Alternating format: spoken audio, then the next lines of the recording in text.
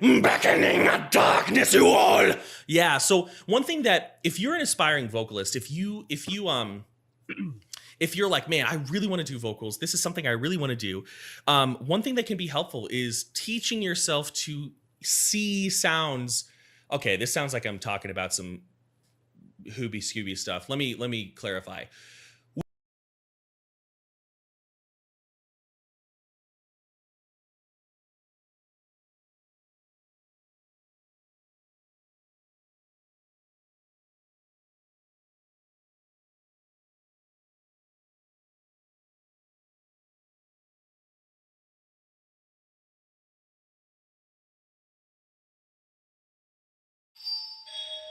Some people have a fear of public speaking.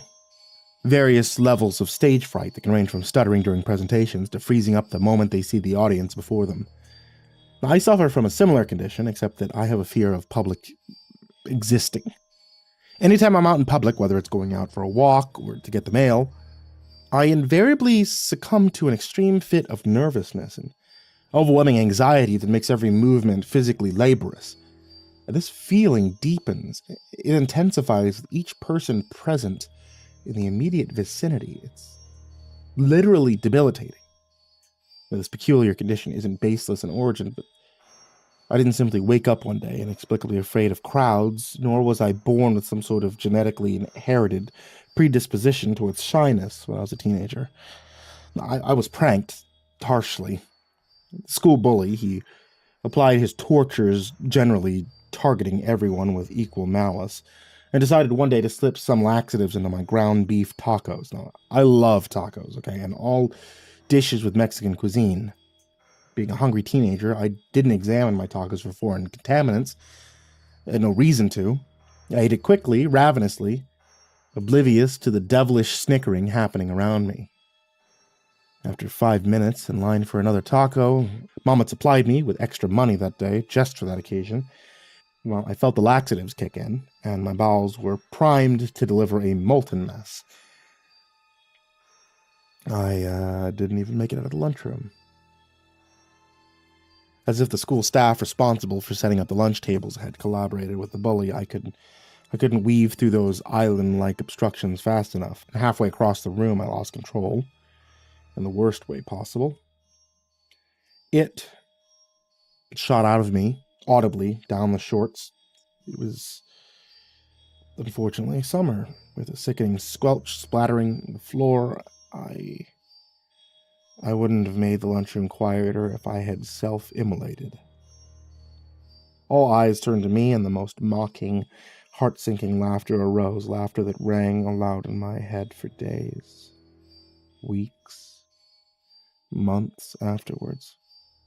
Thankfully, as I mentioned before, the equality-minded bully soon set his sights on a new target, and while no one ever forgot that I shit myself, other people, other poor souls, were similarly embarrassed and socially ostracized. So that's why I feared going out in public for the last 10 or so years. And yet I never lost my love for tacos, burritos, enchiladas, carne asada fries, etc. All those delicious combinations of spicy meats, cheese, vegetables, carbs. Luckily, I managed to secure a post-high school job that not only paid well, but allowed me to work from home. The home being the living quarters within the compound of the facility they employ me. My work isn't really important to the story that I have to tell. I monitored and logged things and sent the data to someone else within the compound-wide network. They did with it what they do. I was able to live my life without direct contact with anyone, and while we were obviously allowed to leave the compound whenever we wanted, I barely had a reason to. My parents aren't in the picture, and all my friends were a click away. I got my groceries and any other necessity items delivered. Life was simple. It was comfortably modern, undisturbed, unobserved. Or so I thought. Now, due to my dietary habits, I mean, not just Mexican, but like all spice-laden foods, I often relieve myself of gas throughout the day. I do not believe I suffer from any actual conditions of gastrointestinal weakness or sensitivity, and neither do I think that I am addicted to the previously mentioned foods. I just think that, without the social pressure to refrain from passing gas, I've grown accustomed to doing it whenever. I'm sure the average person would fart a lot more if they, hadn't been ridiculed for it. Well, because I'm accustomed to doing it, going outside to retrieve the mail, the only thing I bizarrely can't have brought to my door is an emotionally harrowing experience. The mail is housed within a large room delivered to the specific slot of the residence. We must retrieve our mail ourselves using the key provided to us upon accepting the employment. Now, ordinarily, I can manage the trip there and back without too much trouble. A bit of sweating, slight quickened pace, a brief uptick to the heart rate, but if there's another person there, well, it feels like it becomes a matter of life and death. A dire, fated journey to retrieve an item whose importance diminishes with each person I happen to spot on the way there. I've forsaken my mail countless times, just because someone's been walking in a direction entirely different from my direction. The worst part is that lately, there seems to always be someone around, some resident or faculty worker who pops into my sight just as I'm entering the mailroom, or sometimes before. And since last month, I've been forced to retrieve my mail daily, after a compound-wide notice was issued that residents are not to neglect their mail due to the small capacity of the slots. Well, thankfully, the facility's administration was kind enough to not point me out, although the mailman, who elicits the same feeling in me as everyone else, started giving me dirty looks whenever he passed by. To cope with this mandate of forced mail retrieval, I started listening to music, using the noise to cancel out the sounds of footsteps, which always alert me to the presence of another person. I had nothing to help with the visual detection. I still needed to see. While this was a good idea on paper, it had unforeseen and disastrous consequences 2 weeks ago. I grabbed my mail, and I was halfway home when the music in my ears betrayed me. I had a beef, chorizo, egg, and salsa burrito for breakfast, a truly delicious combination that was, of course, an intestinal powder keg, so it was a good day. I chose music I could really get into, something that was loud and wild enough to really capture and hold my focus. I was so into it, so mentally immersed in the song, that I briefly forgot to monitor the other functions of my body. Perhaps the 30 meters from my apartment, I let one rip. Didn't hear it, couldn't have, not with the music blaring through my earphones, but I felt it, and the feeling alone filled me with an immediate and powerful dread, because I knew in some dim way that there were others around. When I saw the first person walking around the corner, face contorted into a mixed expression of amusement and confusion, I lost the little control I had retroactively applied to that area. I don't know if the nervous farting is a normal thing, but for me, in that increasingly awkward moment, it was. Thankfully, my nerves had denied me the ability to walk, so I at least made progress towards my apartment as gas continuously slipped out. But with nearly every step I took, people popped into view, as if summoned by some fart alarm, conjured by some incantation of flatulence. I got to the point where I had a small crowd following me and a greater crowd converging towards me before I finally managed to enter my apartment, lock the door, and unleash the full extent of my gastrointestinal fury. Weirdly, the crowd dispersed almost immediately after I'd made it inside. But there was a murmur, a few stifled laughs, but nothing remotely close to the almost diabolic chorus of laughter I'd experienced all those years ago in school. I was exhausted, physically and emotionally, and curled up into a ball on my couch. While the experience was certainly mortifying, it had also been odd.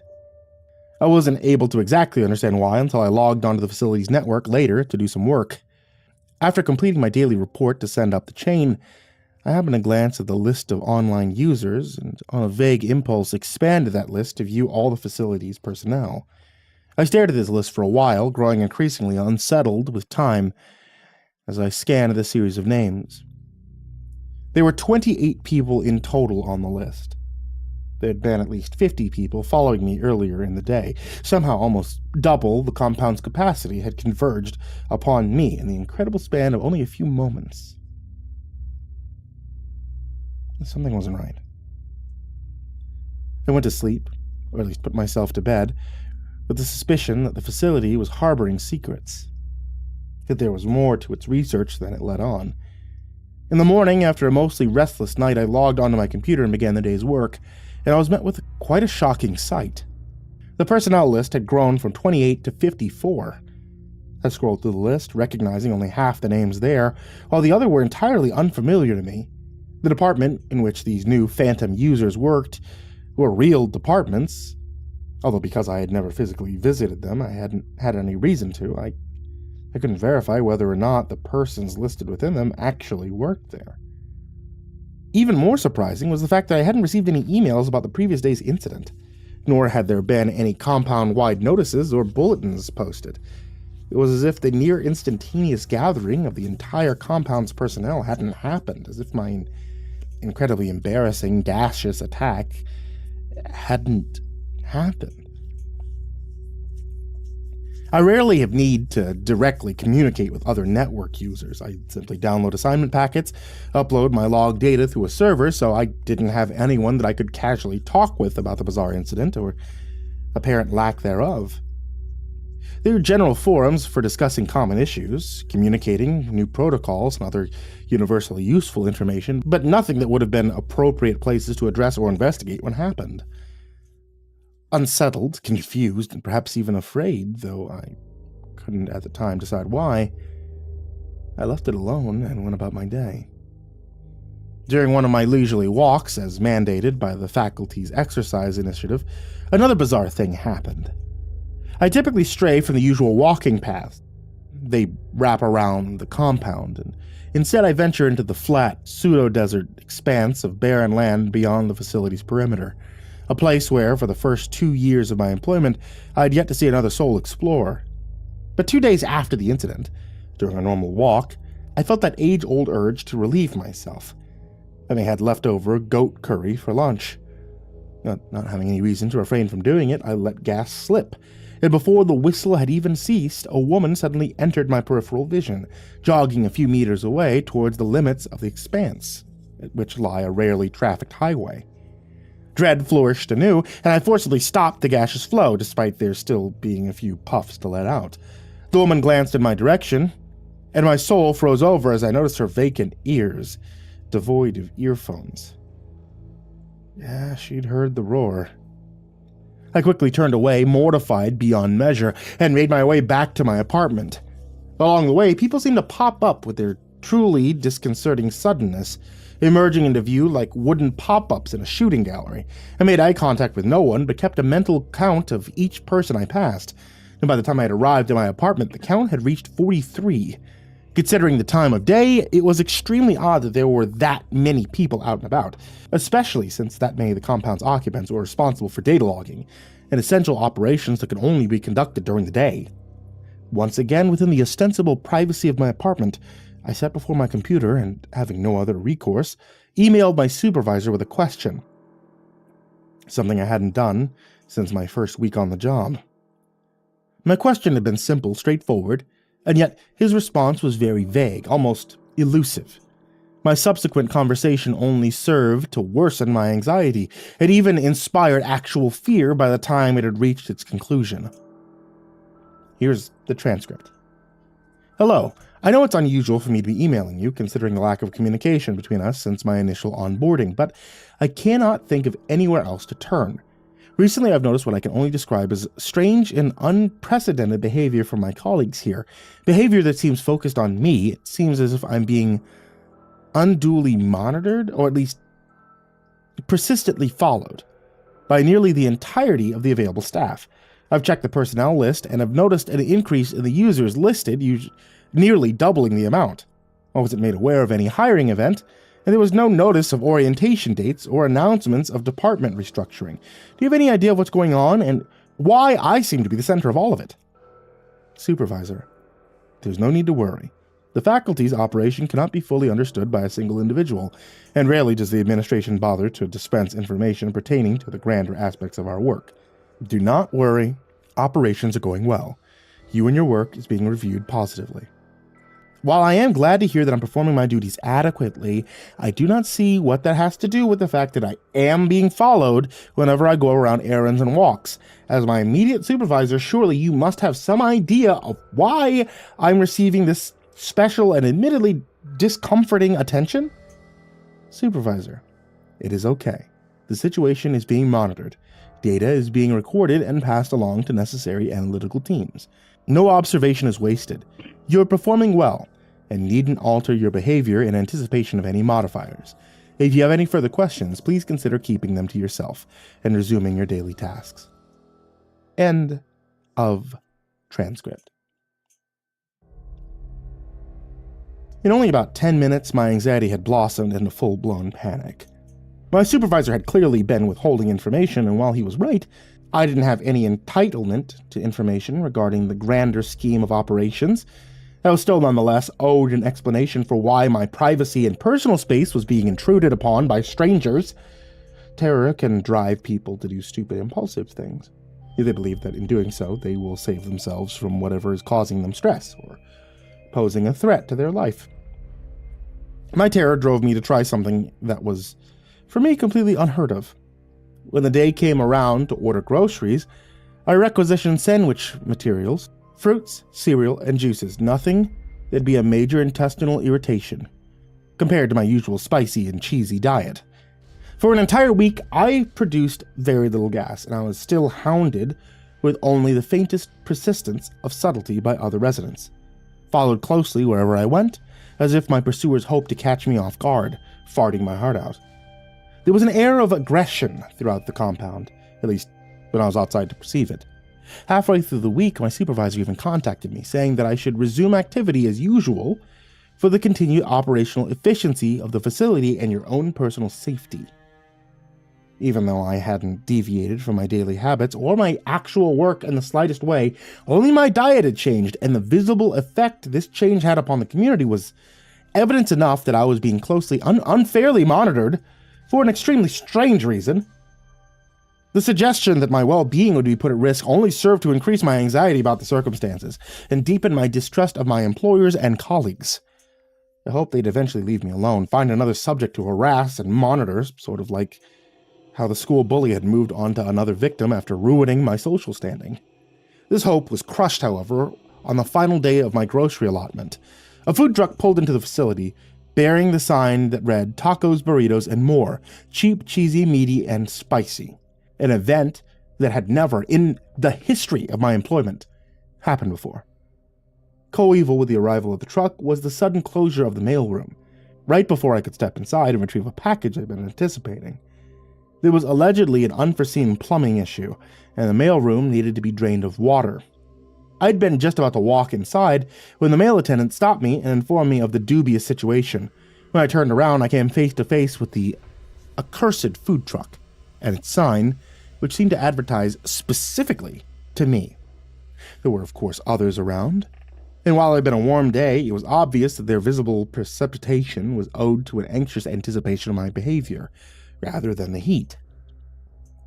They were waiting to see what I'd do, since I had, for the entire week, not let out even the smallest, softest puff of gas in a public space. But embarrassment and terror had endowed me with a preternatural sense of self-control, a psychological resilience to that culinary predilection that I had indulged in without abstinence my entire life. I walked right past the truck, noticing even the driver's eyes and eerily welcoming smile follow me as I ignored the scents of spiced meats and steamed rice. Unfortunately, this was the final straw for the facility. A crowd gathered behind me as I strode away, dropping performance of absent-mindedness and casualness. They pursued me with clear intent, marching along in ranks, silent and grim-faced. Doors opened as I passed them, and from each exited at least one person who joined the trailing army. When I rounded a corner, I was met with a wall of people, their faces sternly set, their arms crossed before them, with syringes gripped tightly in their hand, cut off, hemmed in a row after row of familiar faces and complete strangers, well beyond the 50-plus I had encountered earlier. I could do nothing but await the fate that was being forced upon me. No one spoke. But a moment later, the food truck careened around the corner and the wall before me briefly parted to allow its passage. The food-harboring vehicle came to rest right in front of me, and the smells from within wafted out deliciously, intoxicating. Wordlessly, an arm extended from the window, and in its hand was a burrito bloated with savory contents and dripping with grease. The eyes of the man who offered it were darkly shaded by the cap he wore, though his mouth was visible, and the smile that had been there only moments ago was now an unsettlingly severe frown. Fearing a fate worse than the one presented to me by the driver, no good can come from the forcible injections by an ominously gathered crowd, I took hold of the proffered burrito. The weight was almost staggering. It was truly an attestation to the chef's strength that he had managed to hold the thing outstretched for even a few moments. Gripping it with both hands before an audience of perhaps 100 demonically faced people, I bit into it, tasting the ultra-palatable combination of meats, vegetables, cheeses, and sauces. Against myself, I ate the entire thing with more fervor than a starving wolf would consume a fresh kill. I tore into the tortilla like a mortally dehydrated man might tear into a plastic-wrapped case of bottled water. When I was finished and my fingers had been licked clean of the juice, I looked at the crowd, following what they expected to happen next. Their face was all full of deep satisfaction of fulfillment that went beyond having witnessed an entertaining event. Happiness is too light of a word to describe their expression. Scientific ecstasy is more befitting description. I realized that the truth of my professional purpose within the compound, the work I did was inconsequential, unimportant. The real data I contributed to the facility was my output of farts and the resultant emotional turmoil generated within me when they were witnessed in public settings. Like the streams of data that I oversaw and reported, my gaseous streams were similarly studied. My mortification initially induced, charted, and evaluated for some gross, cryptic purpose. Left without options and utterly exhausted by the relentless harassment and frightening pursuits, I gave them what they wanted. I gave them more than what they wanted. The fart swelled to truly immense sonic proportions, drowning out even the rumbling of the truck's engine. I held nothing back, allowing myself to produce more than I ever had before, aided not only by the quickly digested burrito, but by the farts I had withheld throughout the week. The abdominal pressure releasing in a great, tumultuous thunderclap that shook cheeks and polluted the immediate atmosphere with an olfactory, debilitating stench. The crowd, unprepared for and revolted by the momentous fart, immediately dispersed, some fleeing to the buildings from which they'd come, others running mindlessly, unable to think clearly amidst the chaos of my gaseous outburst. No longer surrounded, I continued my flatulent bombardment, whilst weaving in and out of buildings, and when I finally reached my apartment, I gathered together what belongings I could carry, and then left the building and headed for the parking lot. But there were small crowds of people huddled around, all brandishing syringes, all mean-faced and watching, though none of them converged on me, for fear of being crop-dusted. I even saw my supervisor as I reached the part of the lot wherein my car sat. He tried to get my attention, waving towards me for a vacant corner of the lot, though I knew that he'd only try to restrain me or distract me while someone else rushed in to subdue me. His face bore a smile, though it was obvious that it was insincere. His feigned kindness an act to mask the vehement within.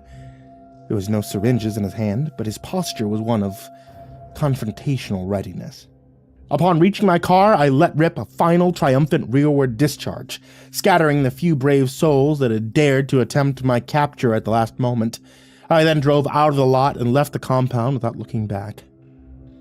I have no intentions of going back until I receive answers, and a promise that they'll cease monitoring my bodily functions and dietary habits.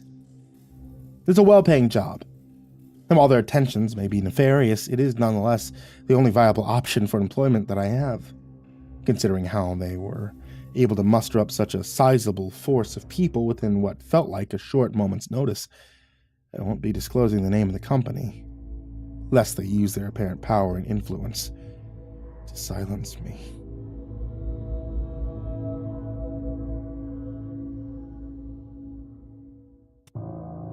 I want to remind you guys that I also do narrations over at Chilling. The Chilling app is available for Android, iPhone, and if you'd like to get your hands on the Chilling app and hear myself as well as many other narrators, and they have a whole new setup where you can watch movies on there now, and it's also free to try out with ads now, so you don't have to get a subscription like you used to before. You can actually just get the app, you can start watching on your PC. It's evolved so much since the last time I have updated you guys on this, and sincerely, it's a great place if you want to see more horror, especially if you like horror audio. So strongly suggest you check out the Chilling app. And finally, I want to give a huge thank you to everybody who supports me on Patreon. So I want to give a very special thank you to Jordan Humble, Diana Kraus, Disciple, Strategy Wolf Emoji, Sullyman, Brandon Mendoza, Brimstone Pandemonium, Caltuna, William Wellington, Scruffy the Janitor, Brenna Crow, Lakeda Canizales, Smiley the Psychotic, Jenna, Dante Kincaid, Simba's Bloody Mojo, Mephistopheles, Cursepox Primarch, M, Jesus Corneo, Yargul, Verbal Horror, Amber Clark, Jay Kearns, Mike, Himbo Jerry, Crusader Chocobo, Corbin Dallas, Estebean, Seclude, Salty Surprise, Red Shadowcat, Turtleman, Cryolinian, Mr. Marcus Blitz, Dirt Diver 030, Voice of Sand, Psychomel, Melted Lake, Tali Sue, William King, Sashi Suzaku, Croconut 509, Stricken, Freddy Krueger, Hades Nephew, Acid System, Sky Harbor, Nico Kyle, The Ginger Bros, Aaron Stormcrow, Daniel Polson, and Corey Kenshin. I really appreciate your support, and I cannot thank you enough. I wish you all the best. Sweet dreams.